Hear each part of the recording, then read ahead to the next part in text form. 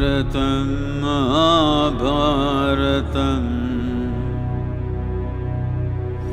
Dharma Adharma Sangharshanam.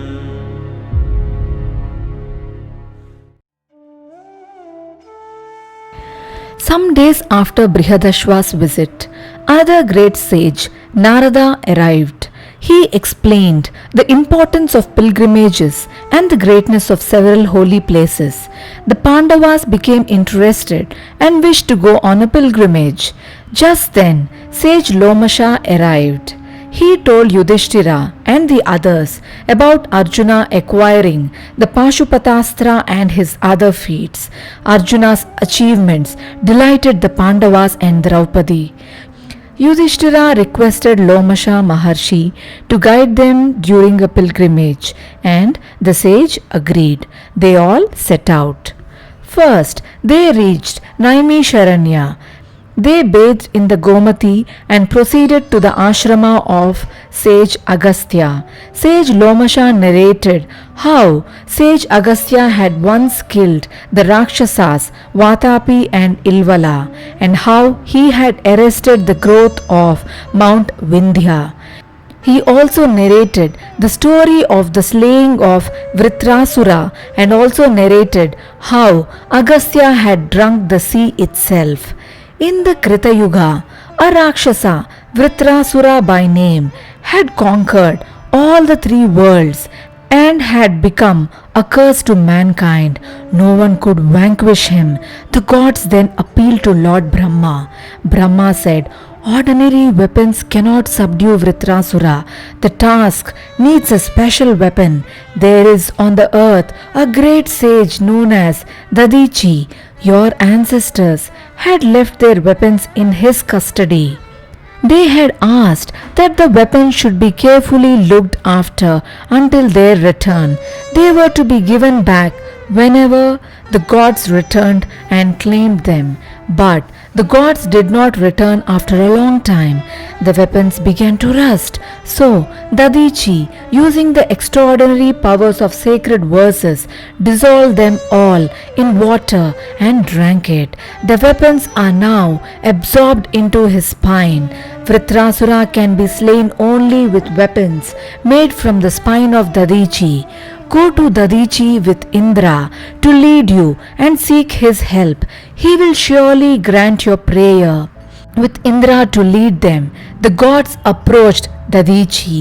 They made their request. Dadhichi said, "Vruthrasura, whose ferocity makes the three worlds totter, must be slain. I am ready to sacrifice my life for this goal. My soul will depart from my body straightaway. Then take my bones and forge your weapons." He then arrested his breath and died. Indra carried his spine to Trishtu and had the Vajrayudha fashioned. Then Indra encountered Vruthrasura with the gods. There was a fierce battle between the two. Indra slew Vruthrasura with his Vajrayudha. A curse to the entire world was thus removed. A tribe of Rakshasas, known as the Kaleyas, was under the protection of Vruthrasura. The tribe was, therefore, enraged at his killing. These Rakshasas had the rare power of hiding in the sea. They would hide in the sea during the day and emerge at the night to harass the gods. The gods tried hard to catch them, but failed. The thought occurred to them that if the sea could be emptied, the Kaleyas would have no way to hide, and then they could easily be overcome. But how could the sea be emptied? The baffled gods remembered sage Agasthya and went to him and told him of their plight. Agasthya said, "Come, let us go to the sea," and himself led them. Agasthya sat on the seashore and started drinking the water of the sea. The floods flowed into his mouth. In a short while, he had emptied the sea. The Kaleyas who were hiding in the sea were exposed. The armed gods attacked them. They wiped out the Kaleyas and restored peace in the world. They then came to Agasthya and said, mighty sage, by your grace the three worlds are rid of a curse. Sage Lomasha said. Agasthya thus emptied the ocean. Later, the sons of Sagara, who went in search of the sacrificial horse, restored the water. He then narrated the story of Bhagiratha. Sage Lomasha said, Yudhishthira, Sage Dadhichi sacrificed his life so that Vruthrasura might be slain. Agasthya drank the entire ocean so that the Kaleyas might be destroyed. Bhagiratha gave up his throne and performed tapas in order to bring down the Ganga to the earth.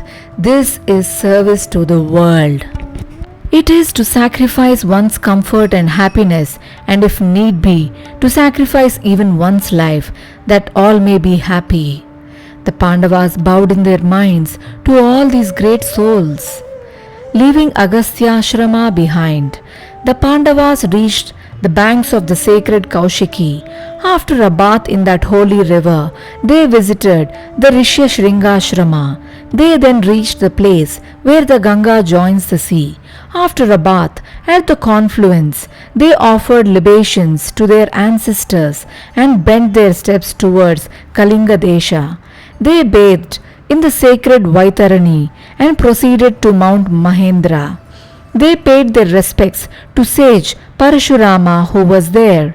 They then came to the banks of the Mahanadi flowing towards the sea.